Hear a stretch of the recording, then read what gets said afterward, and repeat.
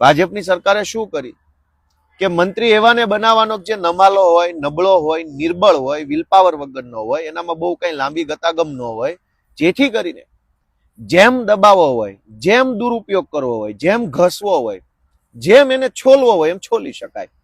અને છેલ્લે જયારે એને કાઢી મૂકે મંત્રીમંડળમાંથી રાતોરાત કે ચાલો એ નીકળો બધા જ ભાગો અહીંથી, ત્યારે સમાજ નારાજ ન થાય. કેમ કે આજે સમાજ સન્માન કરે છે, પણ મંત્રીમંડળમાં કાઢી મૂકશે ત્યારે સમાજ નારાજ નહીં થાય. શું કામ? કેમ કે સમાજનો નેતા તો છે જ નહીં.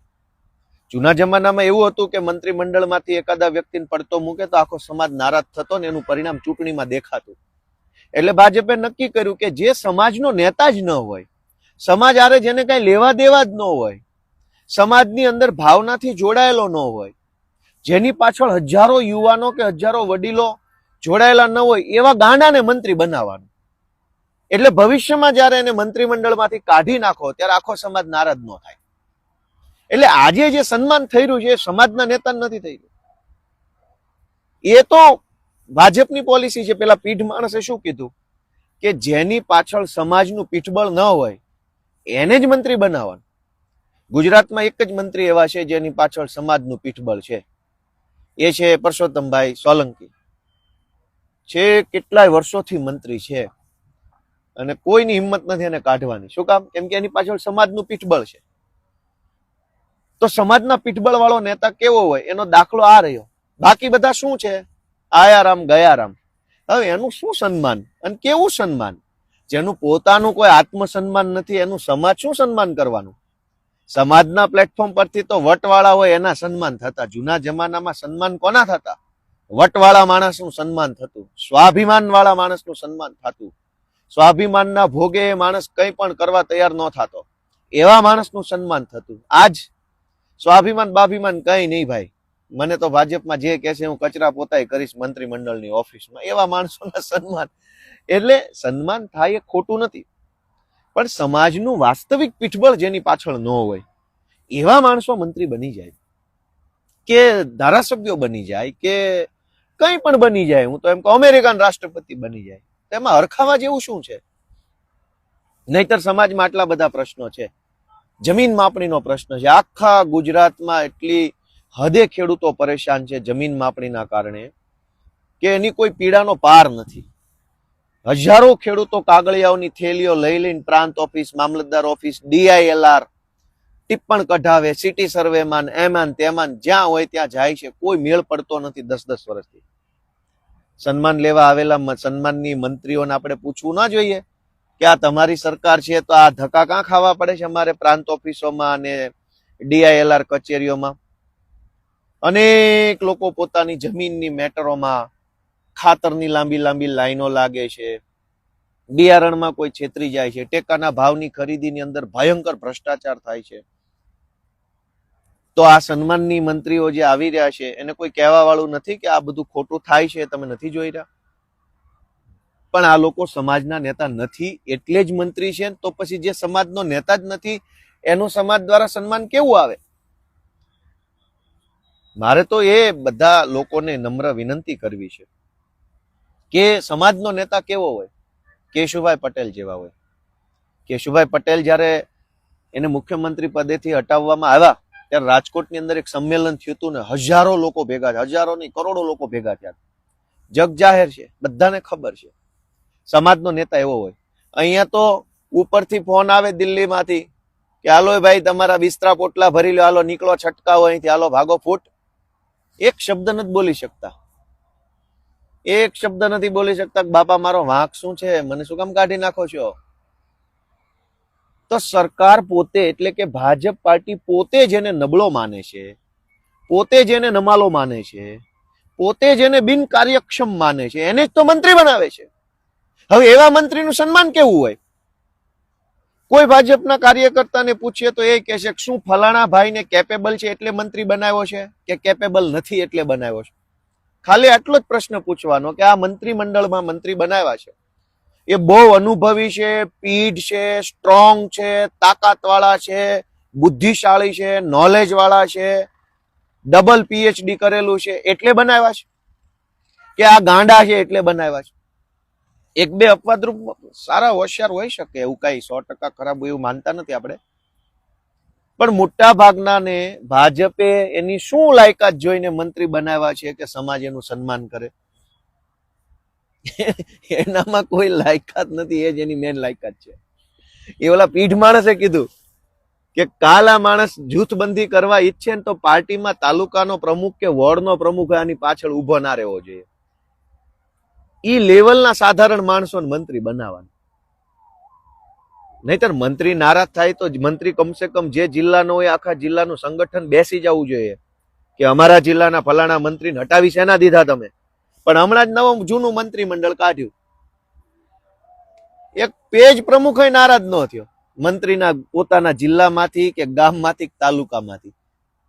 તો એવા માણસને બનાવવામાં આવે છે જેની કોઈ ક્ષમતા, કોઈ લાયકાત, કોઈ વિઝન, કોઈ આવડત જ ન હોય. જેનું કઈ છે નહીં એનું સન્માન કેવી રીતનું હોય? એનું શું સન્માન? અને એ સન્માનથી સમાજને કેવો ફાયદો થાય આપણે જાણવું પડે. આવું સન્માન સમારોહ યોજનારા લોકોની ફાઇલો કદાચ જાજી પાસ થઈ જાય, આવું બને. સમાજ તો સમાજના છોકરાને ભણાવવા માટે લોન લેવી હોય ઈડબ્લ્યુએસ માંથી, પેલું MYSY યોજનાની, તો ફાઇલો ફાઇલો ફાઇલો ફાઇલો, એટલી બધી ફાઇલો કે એની વાત જવા દો. પણ આ સન્માન કરનારા લોકોની ફાઇલો ફટાફટ પાસ થઈ જાય. તમારા છોકરાને MBBS કે એન્જિનિયરિંગ કરાવવું હોય અને લોન લેવી હોય જમીન ઉપર, તો ફાઇલ પાસ થવામાં વાર લાગે. આ દાખલો નથી, ઓલો દાખલો નથી, પેલો નથી. પણ આ સન્માન સમારોહ સમાજના ખભે રાખીને જે કરવામાં આવે છે, એ સન્માન કરનારા લોકોની જે કઈ ફાઇલો ટીપીમાં અટવાઈ હશે, 40% જમીન કપાતમાં, ખૂણાના પ્લોટમાં, રોડ કાંઠાના પ્લોટમાં, એ બધી ફાઇલો ક્લિયર થઈ જશે. સમાજ તો શું સમાજ કરીને જોયા કરશે બચારો. સમાજ તો લાચાર છે, મજબૂર છે. આવતીકાલે જે સમારોહ થવાનો છે એમાં અમારી તો નાના માણસ તરીકે સમાજના લોકોને એક જ વિનંતી છે કે જાઓ તો ભલે જાઓ, કઈ વાંધો નહીં. પણ જ્યારે આવા લોકો સમાજના પ્લેટફોર્મ પર આવતા હોય ત્યારે 4 સવાલ તો કોઈ પણ પૂછવા જોઈએ. અને સવાલ ના પૂછીએ તો કમસે કમ એ કાર્યક્રમમાં આપણી હાજરીની ખોટી નોંધ લેવાય એવું ન થવું જોઈએ. આજ લોકો ખૂબ દુખી છે. રત્ન કલાકારો, ટેક્સટાઇલની અંદર હજારો કરોડો રૂપિયાની વર્ષે ચોરી થઈ જાય છે. કોક માલ લઈને ભાગી જાય, કોક પેમેન્ટ લઈને ભાગી જાય, કોક ખોટા ચેક પકડાવી જાય. પોલીસ સ્ટેશનોમાં, ત્યાં ચોક બજાર કે બીજા ત્રીજા પોલીસ સ્ટેશનોમાં જઈએ તો અરજી લેવાના પૈસા માંગે છે. હજારો લોકો, કરોડો લોકો આપણા કાઠિયાવાડના એના પૈસા ટેક્સટાઇલમાં ફસાયા છે. કોઈ સાંભળવા વાળું નથી. શેનું સન્માન અને શું સન્માન એમાં? એક એક મુદ્દાની ચર્ચા કરવા બેસીશું તો કોઈ પાર આવે એમ નથી. પણ દોસ્તો, આ સન્માન સમારોહના નામે સમાજને હાથો બનાવવાનું કામ થઈ રહ્યું છે. એ લોકો જાગૃત થઈને જુએ એવી મારી વિનંતી છે. કોઈ માણસ સંઘર્ષ કરીને ઉપર આવે તો એનું સન્માન થવું જોઈએ, એમાં ખોટું કઈ છે નહીં. પણ સન્માન કયા માણસનું અને એની કઈ આવડતનું થવું જોઈએ, એ મોટો પ્રશ્ન છે. ગોપાલ ઇટાલિયા ધારાસભ્ય બની જાય એટલા માત્રથી એનું સન્માન થવું જોઈએ એવું નથી. એની અંદર કોઈ આવડત છે? એનામાં કોઈ તલમાં તેલ છે, દીવામાં તેલ છે, આપણે એવું ભાભલા કહેતા, કોઈ એનામાં કઈ છે કઈ? નહીતર મંત્રી બની ગયા અને સામાન્ય માણસની પીડા દેખાય નહીં તો એનું સન્માનનો અર્થ શું રહ્યો? એટલે આવા ભવ્ય સન્માન સમારોહની ભવ્યતા પાછળ ગરીબોની હાય છુપાવવાનું કામ થાય. લખ્યું ને ભવ્ય સન્માન સમારોહ. ભવ્ય શું કામ રાખવામાં આવ્યો છે? કે ભવ્યતાથી તમને આંજી દેવાના છે. સામાન્ય માણસ, નાનો માણસ, ગરીબ માણસ, લાચાર માણસ, દુઃખી માણસ, પીડિત માણસ, એની પીડાને, દુઃખને, લાચારીને ભવ્યતાથી આંજી દેવાનો કે અરે ગાંડા, તું શું રોદણા રોવે છો? આ જો, આ ભવ્યતા જો, કેવા મોટા મોટા સાહેબો, મંત્રીઓ, તંત્રીઓ, અધિકારીઓ, કેવડું મોટું સ્ટેજ, માઇકની વ્યવસ્થા, LED જમવાનું.